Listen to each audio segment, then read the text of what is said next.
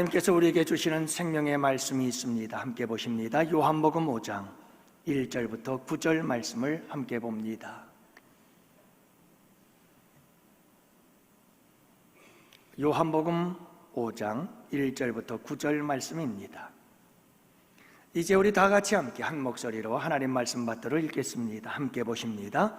그 후에 유대인의 명절이 되어 예수께서 예루살렘에 올라가시니라.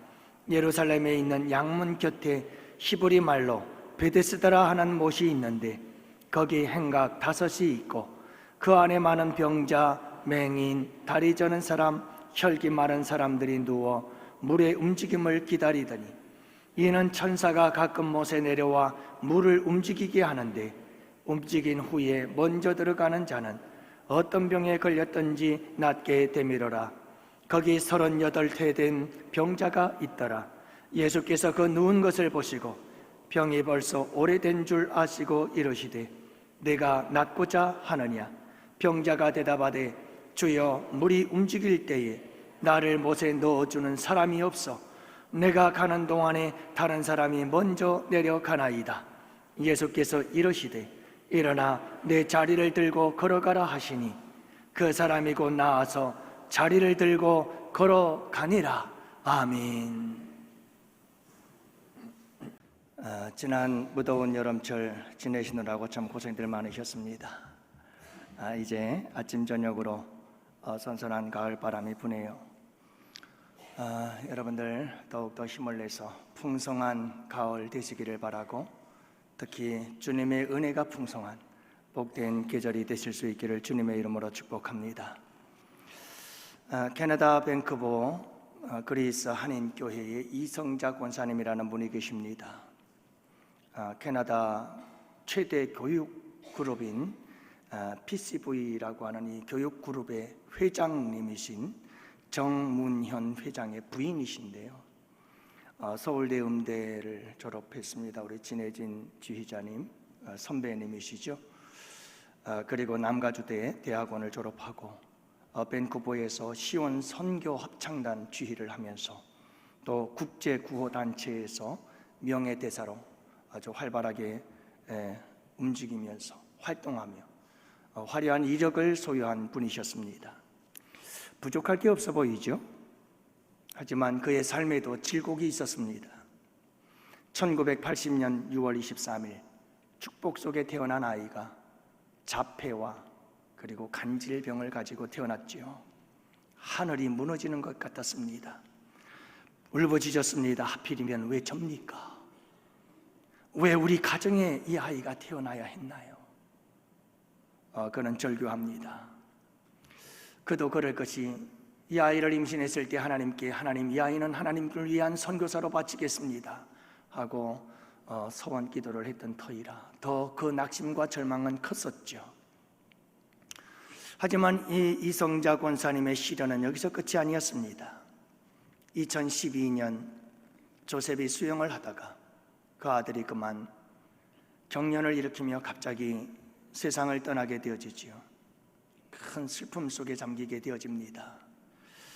그는 기도하다가 이런 주님의 음성을 듣게 되지요. 세상의 모든 장애아를 너의 아이들로 삼아라 하는 주님의 음성을 듣게 되어집니다. 그리고 그는 장애 아이들을 도울 수 있는 방법이 무엇일까를 고민하며 기도하다가 조스테이블이라고 하는 카페를 운영하기를 시작했습니다. 그래서 정상인과 장애인들이 함께 운영하는 카페, 그곳에서 장애인들을 취업을 시켜주고 그리고 그곳에서 수익금들을 장애인들을 위해서 돕는 일을 하기 시작했지요. 그래서 밴쿠버에서 제1호점이 시작이 되어지고 또 한국에서도 2호점과 3호점이 세워지게 되었다고 합니다. 뿐만이 아닙니다. 이성자 권사님께서 어느 날 음악회를 가서 피아노를 연주하게 되었는데 한 신문 기사가 인터뷰를 하면서 아들에 대한 이야기를 묻더랍니다. 아들이 이제는 커서 대학생이 됐겠네요 하고 묻자 그 아이에 대해서 이야기를 시작하면서 지금까지 있었던 모든 삶의 간증을 이야기를 했다고 그래요. 다음 날 아침 깜짝 놀랐습니다. 왜냐하면 신문 메인 기사, 메인 화면에 자기의 간증의 이야기들로 가득 찼더래요. 그래서 여러분, 그 신문 기사를 보고 어머니들이, 캐나다에 있는 자폐아를 키우고 있는 부모들이, 어머니들이 전화를 걸어오기 시작했습니다. 그래서 한 사람 두 사람 만나서 함께 이야기를 나누기 시작했는데요, 처음에 만난 그 어머니, 누군지도 모르지만 만나자마자 서로 부둥켜 안고 통곡하며 울었다고 합니다. 그 아픔이 얼마나 컸으면 서로의 아픔을 이해할 수 있기 때문이죠. 그렇게 해서 어머니들은 한 사람 한 사람 모여들기 시작했고, 지금도 많은 사람들이 일주일마다 한 번씩 모여서 그 삶의 아픔과 고달픔들을 함께 나누는 그런 모임으로 성장하게 되었다고 합니다.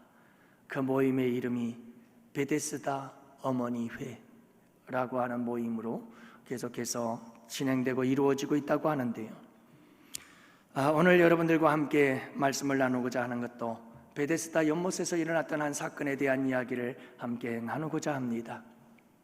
이 베데스다 연못에 38년 된 병자가 있었습니다. 38년 동안이나 여러분, 이 베데스다 연못에 천사가 내려와 물이 움직일 때 제일 먼저 들어가서 고침을 받고 치료받고 싶어서 여러분, 이 베데스다 연못가에 있었던 38년 된 병자, 그러나 그는 38년 동안 고침을 받지 못하고 있었죠. 그러다가 우리 예수님을 만나서 우리 예수님, 그분 놀라우신 은혜 안에서 치료받고 고침받는 이야기가 오늘 본문의 이야기입니다. 여러분, 이 치유와 회복의 은혜, 이 은혜가 우리 양원교회 성도들에게도 함께 하시기를 주님의 이름으로 축복합니다. 많은 사람들이 얼마나 아파하고 괴로워하고 힘들어하고 인생을 살면서 허덕이며 살아가는지 몰라요. 자녀면 자녀의 문제, 질병이면 질병의 문제, 경제면 경제적인 문제, 이런저런 여러 가지 수많은 인간관계의 문제에 얽히고 설키고, 그래서 여러분, 하루하루를 힘겹게 살아가는 우리 양원의 성도들, 주님께서 제 마음을 감동해서 계속해서 치유에 대한 설교를 하라고 말씀하셔서 지난주에 이어서 또 한번 여러분들과 함께 이 말씀을 나누고자 합니다. 여러분, 베데스다의 연못가에 임했던 우리 주님의 은혜가 우리 양원교회 성도들의 은혜가 되시기를 주님의 이름으로 축복합니다. 먼저 여러분, 이 베데스다 연못가의 은혜는 어떻게 임하는가? 하나님을, 우리 예수님을 만나야 이 은혜가 임하게 되어진다는 사실을 알 수가 있습니다. 여러분, 이 베데스다 연못가의 이 기적이 있기 전에 우리는 이 베데스다의 아이러니를 보게 되어집니다. 참 신기한 일이죠. 이상한 일이죠. 이해할 수 없는 일이죠. 어떤 일일까요? 여러분, 베데스다라고 하는 이 연못의 이름의 뜻은 은혜의 집이다 라고 하는 뜻입니다. 여러분, 이곳에 오면 은혜를 받을 수 있다. 그래서 사람들이 이곳으로 모여들었습니다. 온갖 병든 자들이 다 이 베데스다 은혜의 집으로 모여들었습니다. 그런데 참 아이러니한 것은 여러분이 38년 된 병자는 이 은혜의 집에 38년 동안이나 있었는데도 불구하고 아직도 고침받지 못하고 있었다는 겁니다. 여러분, 이 베데스다에서 일어난 이 놀라운 사건, 이 은혜의 기적의 역사를 통해서 우리에게 주시는 교훈, 그것은 무엇일까요? 사랑하는 양원의 성도 여러분, 진정한 베데스다는 무엇일까? 진정한 은혜의 집은 누구일까? 라고 하는 질문을 우리에게 던지고 있는 것입니다. 여러분이 베데스다 연못가에 38년 동안 있었지만 은혜의 집에서 은혜를 받으려고 38년 동안 있었는데 38년 동안 은혜를 받지 못한 이 병자, 그러나 여러분, 그가 예수님을 만났을 때 그는 38년 동안 은혜의 집에서 고침받던 못했던 병을 고침받는 역사가 일어나게 된 줄을 믿으시기 바랍니다. 이 말은 무슨 말일까요? 여러분, 진정한 베데스다, 진정한 은혜의 집은 어디에 있는가? 바로 그분은 예수 그리스도다. 예수를 만날 때 진정한 우리를 은혜의 집에 들어온 것이요, 그곳에서 하나님의 놀라우신 치유의 은혜, 회복의 은혜가 이루어진다는 사실을 우리에게 말씀해 주고 있는 것입니다. 사랑하는 양혼의 성도 여러분, 여러분들은 혹시 이 은혜의 집 교회 안에 38년 동안 들어오지 않으셨나요? 은혜를 받으려고, 은혜를 사모하며 38년 동안 베데스다 연못, 은혜의 집이라 불리는 하나님의 집 교회에 나와서, 이 예배당에 나와서 신앙생활한 시간이 38년이 되지는 않았나요? 그런데 여러분, 38년 동안 하나님의 은혜를 아직도 받지 못하고 살아가지는 않나요? 왜일까요? 무엇 때문일까요?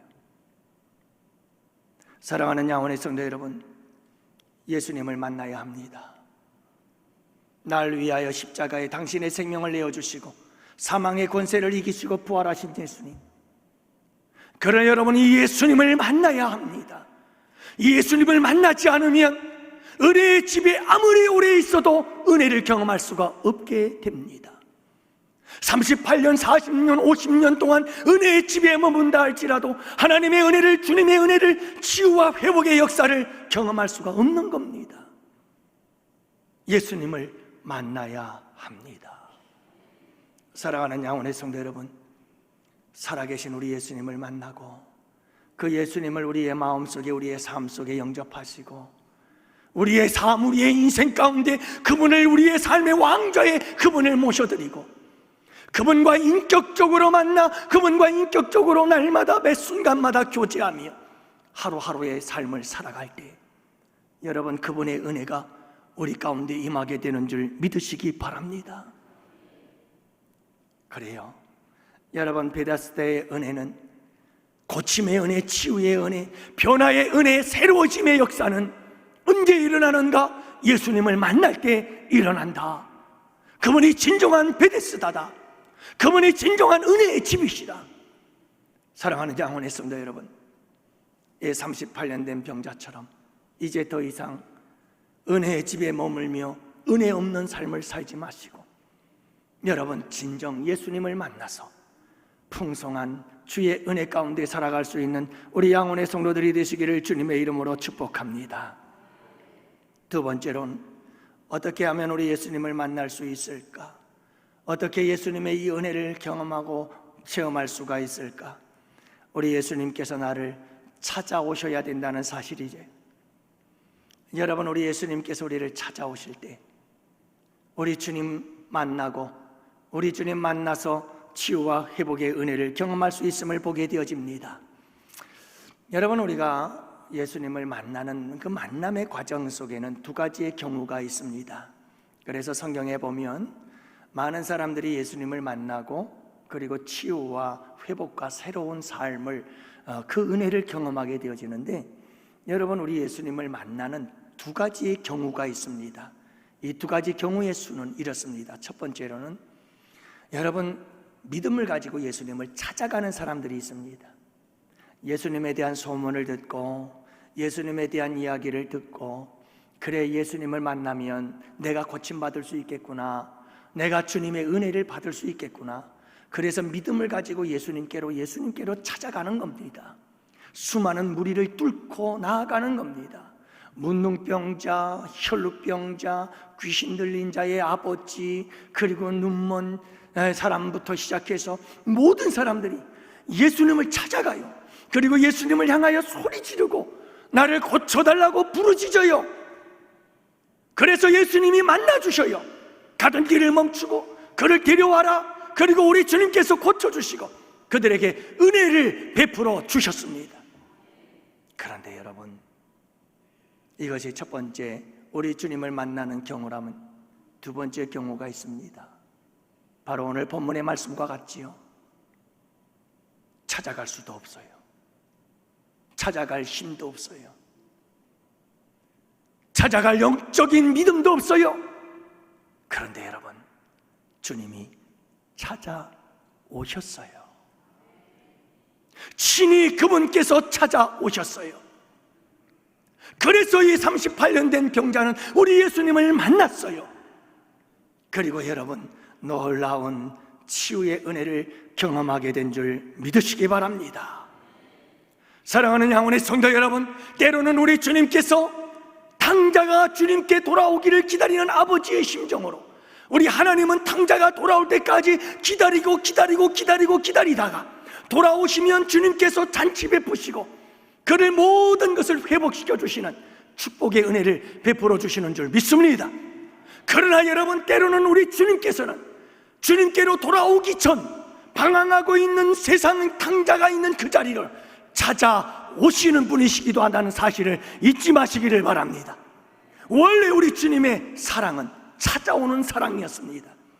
그래서 우리가 죄인 되었을 때, 우리가 원수 되었을 때, 우리가 주님을 대적하고 우리가 주님을 거역하고 우리가 주님을 여러분 원수처럼 여기며 주님을 거스르고 주님을 비방할 때 우리 주님께서 우리를 찾아오셨습니다.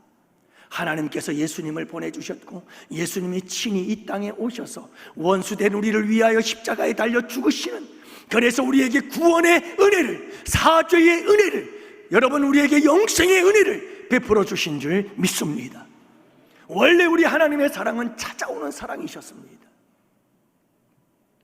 그러므로 사랑하는 양원의 성도 여러분, 종종 우리가 세상을 살아가다가 참 힘들고 어려울 때가 많습니다. 영적으로 너무나 힘들고 지쳐서 주님께 나아올 수 없을 만큼 그렇게 힘들고 고난 때가 있습니다. 탕자처럼 세상 속에서 방황할 때도 있습니다. 여러분 넘어지고 쓰러져서 일어날 힘 없을 때도 있습니다. 여러분 그러할 때 우리 주님께서 여러분들을 찾아간다는 사실을 잊지 마세요. 비록 내가 힘을 내고 내가 믿음이 연약해져서 주님께 달려나오지는 못할지라도 그럼에도 불구하고 내가 넘어진 그 자리, 내가 방황하고 있는 그 자리, 내가 쓰러져 있는 그 자리, 내가 슬피 울고 있는 그 자리, 그 자리에 우리 주님이 찾아오셔서 우리를 만나주시고 만나서 손 내밀고 나의 손 잡아 일으켜 주시는 그분이 우리 주님이신 줄을 믿으시기 바랍니다.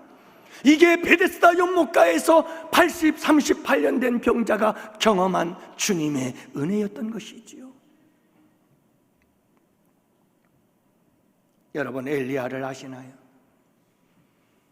우리 하나님께서는 갈멜산 꼭대기에서 여러분 우상 숭배자들과 싸우고 있었던 그 용맹스러운 엘리야에게도 함께 하셨던 우리 주님이시지만, 여러분 그 엘리야가 피곤하고 지쳐서 광야로 나아가 로뎀나무 그늘에 누워 주님 나를 이제 죽여주세요, 너무 힘들어요, 그러면서 하소연하며 낙심하고 절망해 있을 때 여러분 우리 주님은 그를 찾아가십니다. 찾아가셔서 그를 만져주셨다고 하십니다. 그에게 먹을 것을 주십니다. 그에게 깊은 잠을 자게 하십니다. 그래서 그에게 새 힘을 주십니다. 사랑하는 양원의 성도 여러분, 우리 하나님은 갈멜산 꼭대기에서만 우리를 만나주시는 하나님이 아니라 저 광야 로뎀나무 그늘에서 죽여주세요 라고 절망하며 신음하고 탄식하는 우리의 자리까지도 찾아오셔서 우리에게 손잡아 주시고 만져주시고 우리를 일으켜 주시는 분이 우리 하나님이신 줄 믿으시기 바랍니다. 이게 베데스다의 연못의 놀라운 은혜였습니다. 수가성 여인을 기억하시나요? 여러분 남자 6을 만나서 가정을 이루지 못한 채 6번째 남자를 만나 살아가는 여인, 사람들에게 버림받고 대인 기피증에 시달려 다른 사람 만나는 것조차가 두려운 처절하게 실패한 인생 속에서 말할 수 없는 괴로움과 고통 속에 살아가던 이 여인, 아무도 그를 찾지 않았습니다. 그는 언제나 혼자였습니다. 그런데 여러분 우리 예수님께서 그 수가성 여인을 찾아가셨습니다. 아무도 움직이지 않는 정오, 그 뜨거운 햇볕 속에서 우리 주님은 여행길을 떠나 야곱의 우물에 도착하셨습니다. 왜요? 그 시간에 이 여인이 나타나니까요. 아무도 없는 그곳에 이 여인이 찾아올 것을 아셨기 때문이지요. 사랑하는 양원의 성도 여러분, 이 여인은 예수님을 만났습니다. 그리고 여러분, 그의 인생은 완전히 새로워지기 시작합니다. 그렇게 부끄러워 아무도 없을 시간에 물도로 나왔던 이 여인, 여러분, 물동이를 내동댕이 치고 동네로 뛰어들어가 그렇게 피하고 도망다니던 사람들을 향하여 여러분, 내가 예수 만났습니다 라고 외쳤던 이 여인, 우리 주님의 놀라우신 은혜였습니다. 베데스다의 은혜는 바로 이런 은혜였습니다. 여러분, 아무것도 할 수 없는 무능하고 연약하고 병들고 절망하고 낙심하고 실패하고 넘어지고 쓰러진 우리들, 그런데 여러분, 그 현장에 우리 주님이 찾아오시는 겁니다. 우리 양원의 성도들에게 이와 같은 주님의 은혜가 함께 하실 줄 믿습니다. 우리 성도님들이 너무너무 힘들어하는 모습들을 보면 마음이 아파요. 말은 안 해요. 하지만 다 느껴져요. 아, 많이 힘드는구나. 그럴 때마다 마음이 너무 아프죠. 주님, 은혜 내려주세요. 자격은 없어요. 그러나 예수 십자가의 공로이지하니 주님, 저희들에게 은혜 베푸셔서 우리의 죄와 허물은 용서하시고, 더 나아가서 주님, 우리 양원의 성도들 모든 삶의 괴로움과 고통의 문제들을 풀어주시고 해결해 주시고 이기게 하시고 뚫고 돌파하게 하시고 승리할 수 있도록 도와주시고, 그래서 하나님, 오늘의 고난이 내일의 축복이 되어지는 그 아름다운 간증의 주인공들이 되게 하여 주옵소서. 여러분, 이와 같은 주님의 은혜가 함께 하실 줄 믿습니다. 마지막 세 번째로는, 사랑하는 성도 여러분, 우리 주님이 찾아와서 우리 주님께서 만나주시고 그리고 은혜를 베푸사 치료하고 고쳐주시는 이 역사를 언제 이루어주셨는가? 절망의 때였다. 여러분, 너무 낙심하지 마세요. 절망의 때는 곧 기적의 때요, 주님의 은혜가 임할 때인 줄을 믿으시기 바랍니다. 저는 목회를 하면서 이런 일들을 많이 경험을 했어요. 그래서 낙심하고 절망할 때가 참 많았는데, 참 묘한 것은 그때그때마다 우리 주님께서 다 살아남게 하더라고요. 너무 많이 주지도 않아요. 힘들고 어려울 때는 딱 하루치. 그래서 제가 그 까마귀를 엘리야에게 보내시면서 하루에 먹을 것을 주시고 이스라엘 백성들에게 꼭 이틀치가 아니라 하루치만 만나를 주셨던 그 이유에 대해서 제가 아주 뼈저리고 실감나게 제가 경험하고 느꼈습니다. 뭐냐면 그 고난, 그 괴로움, 그 고통 속에서 하나님께서 딱 그 고통에서 죽지 않을 만큼만 주십니다. 그래서 그 순간을 넘기게 하고 이기게 하시고 견디게 하시고. 근데 놀라운 것은 뭐냐면 쭉 지내온 삶을 돌아보면 돌아볼수록 그런 고난과 역경과 절망들을 그렇게 견뎌나갈 때마다 놀라운 간증과 고백거리들이 생겨나더라고요. 그래서 저는 참 감사했어요. 오랜 시간이 지난 후에야 저는 깨달았어요. 그리고는 그때부터는 이렇게 생각하기 시작했어요. 고난이 올 때마다, 낙심과 절망적인 상황들이 닥쳐올 때마다 왔네, 간증거리가 왔네. 할렐루야. 간증거리가 왔네. 이 고난은 하나님께서 반드시 나에게 또 다른 새로운 고백과 간증을 할 수 있게 만드실 재료다. 여러분, 이 사실을 믿으시기 바랍니다. 분명히 얘기하십니다.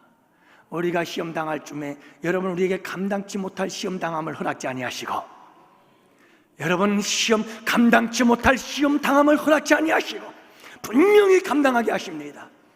그리고 여러분, 모든 고난과 역경과 절망들은 여러분, 우리의 아름다운 간증이 되어질 것을 믿으시기 바랍니다.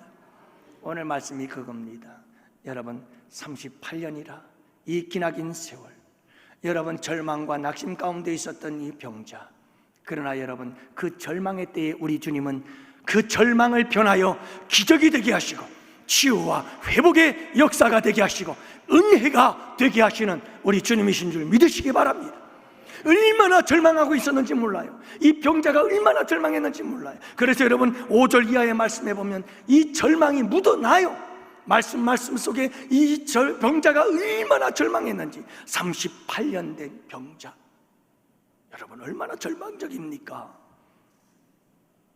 38년이 되었다면 이제 끝났다는 거 아니겠어요? 무엇으로도 고칠 수 없는 것 아니겠습니까?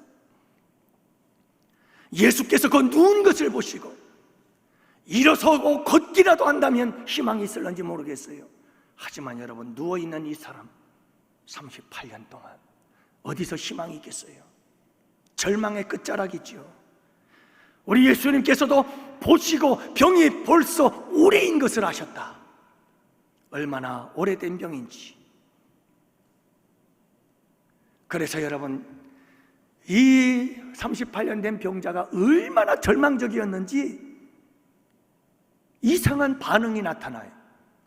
그게 뭐냐면, 여러분, 예수님께서 내가 낫고자 하느냐 하고 7절에 물어요. 그러면 다른 성경 구절에서 수많은 사람들은 내가 낫고자 하느냐 그러면 뭐라고 대답하죠? 우리 한번 여러분들의 믿음을 갖고 고백해 봅시다. 여러분, 예수님께서 여러분들에게 물어요. 내가 낫고자 하느냐? 내가 낫고자 하느냐? 아유, 참 시원찮네요. 내가 낫고자 하느냐? 그러면 우리 주님 물음에 말할 것도 없죠. 주님, 낫게 해주세요. 고쳐주세요. 회복시켜주세요. 새롭게 해주세요. 아멘, 아멘 하고 대답해야 되잖아요. 야, 그런데 여러분, 이 38년 된 병자는 얼마나 실패하고 실패하며 절망이 쌓이고 쌓였는지 엉뚱한 절망적 대답을 하는 것을 보게 돼요. 뭐라고 대답하는 줄 아세요? 7절 말씀해 보니까 내가 낫고자 하느냐? 그러면 주님, 내가 낫고자 합니다 하고 나와야 되는데, 이 38년 된 병자는 주여, 물이 움직일 때에 나를 못에 넣어주는 사람이 없어 내가 가는 동안에 다른 사람들이 먼저 내려가나이다. 38년 동안 내가 아직도 고침을 받지 못하고 있습니다. 그 절망이 이 고백 속에 묻어 있는 거예요. 지금 여러분, 이 38년 된 병자는 그 절망의 밑바닥까지 내려온 거예요. 내가 낫고자 하느냐고 묻는데도 낫고 싶어요 라고 말할 수 있는 용기조차도 잃어버린 절망적 상황에 놓여 있었던 이 병자를 보게 됩니다. 그러나 사랑하는 성도 여러분, 이 절망적 상황이 곧 우리 주님의 은혜가 임할 때임을 잊지 마세요. 이때 우리 주님께서 은혜를 베푸십니다. 이때에 우리 주님께서 찾아오십니다. 이때에 우리 주님께서 만나주십니다. 그리고 이 절망의 때에, 그 절망의 밑바닥에서 우리 주님은 우리를 고쳐주시고 치료하시는 은혜를 베풀어 주십니다. 여러분, 김남준 목사님이 쓴 책 제목 가운데 하나가 벼랑 끝에서 웃게 하시는 하나님. 그래요, 그렇습니다. 벼랑 끝에서 그분의 표현을 빌리자면 벼랑 끝에 섰더니 하나님께서 어떻게 하셨을까요? 그분의 고백입니다. 벼랑 끝에 섰는데 하나님께서 뒤에서 툭 밀더래요. 그때 그는 깨달았대요. 자기가 날 수 있다는 것을. 여러분, 우리 주님은 우리가 벼랑 끝에 서 있을 때 그때 우리 가운데 함께 하시고 역사하시는 주님이신 줄을 믿으시기 바랍니다. 벼랑 끝에서 웃게 하시는 그분, 베데스다의 은혜는 바로 이런 은혜지요. 여러분, 벼랑 끝에 서셨나요? 낙심하지 마세요. 그분이 찾아오십니다. 여러분들의 그 벼랑 끝에 찾아오십니다. 38년 동안 은혜 받지 못한 그 자리, 여러분, 그 자리에 우리 주님이 찾아오실 겁니다. 그래서 그분을 만나면 이런 놀라운 은혜가 임할 것입니다. 예수 그리스도의 십자가는 이 모든 은혜의 근원입니다. 여러분, 그분께서 우리를 위하여 십자가에 죽으심으로, 피 흘려 죽으심으로 우리를 대속하시고 구원하신 그 십자가를 붙잡으면 그 십자가가 모든 주님의 은혜의 근원이 되시고 샘물이 되어서 솟아나기 시작합니다. 그리고 우리를 은혜로 충만하게 하실 그분이심을 믿으시기 바랍니다. 이 은혜가 충만한 9월 한 달 남은 여러분들의 인생이 되시기를 주님의 이름으로 축원합니다. 기도합시다.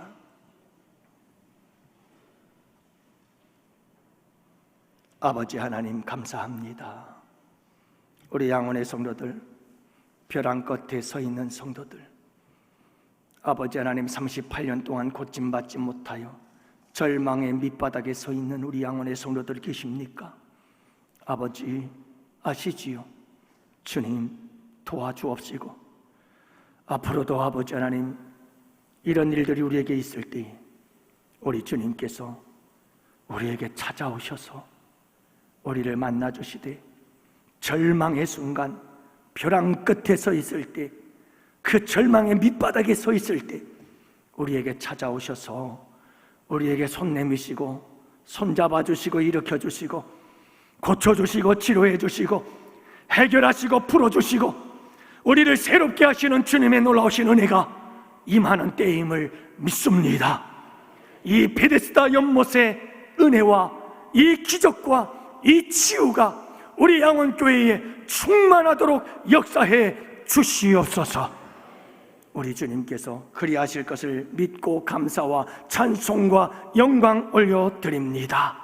아버지 하나님, 오늘도 주의 백성들이 귀한 예물 드립니다. 11조를 드립니다. 주정헌금 드립니다. 감사 1,000번 장학 건축 선교 성미를 아버지께 드렸습니다. 반주자로 교사로 찬양단으로 찬양대로 찬양봉사로 안내로, 그리고 주방에서 아버지 하나님 피지땀을 흘리며 우리 성도들의 음식을 준비하셨습니다. 청소하여 우리 성도들이 기쁘고 즐겁게 예배당을 사용할 수 있도록 하셨습니다. 방송실에서 예배를 준비했습니다. 모든 손길이 예배가 되어 아버지께 올려드리오니 주님 기쁘게 받아 주시옵시고, 우리 양원의 성도들에게 재능을 더하시고 건강을 더하시고, 또한 아버지 하나님 때를 따라 도우시며 필요를 채우시고 공급하시는 우리 주님의 은혜가 함께하여 주시길 원합니다. 무엇보다도 풍성한 하나님의 은혜로 아버지 하나님 9월 한 달도 채워 주시옵소서. 아버지 하나님께 감사하옵고, 이제는 우리 주 예수 그리스도의 구속의 은혜와 하나님 아버지의 사랑하심과 성령님의 교통하시고 인도하심이 이곳에 모인 주의 백성들 머리 위에, 가정 위에, 생업 위에, 우리 양원교회와 양원교회에서 협력하는 국내의 교회와 선교지와 기관들 위에와 사랑하는 조국 대한민국과 군복무 유학 출타 중에 있는 우리 양원의 지체와 권속들 머리 위에 이제로부터 영원토록 함께 있을지어다. 아멘.